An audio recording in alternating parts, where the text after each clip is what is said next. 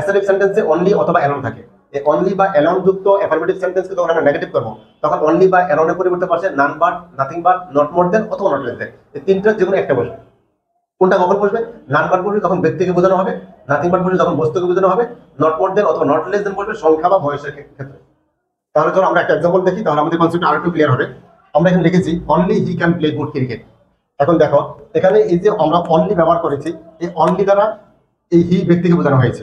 তাহলে আমরা লিখেছি কি অনলি দ্বারা যদি ব্যক্তিকে বোঝায় তাহলে কি লিখতে হবে? নাম্বার। তাহলে এটার অ্যান্সার কি হবে?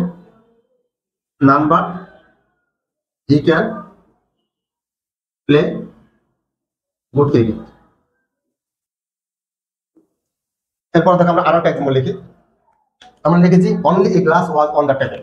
তাহলে এখন দেখো এখানে আমরা অনলি ব্যবহার করেছি, অনলি দ্বারা আমরা কি কি বুঝিয়েছি? এই গ্লাস বুঝিয়েছি, তার মানে বস্তু। তাহলে এখানে অনলি দ্বারা যেহেতু বস্তুকে বুঝিয়েছি তাহলে কি বলবে? Nothing but, nothing but a glass was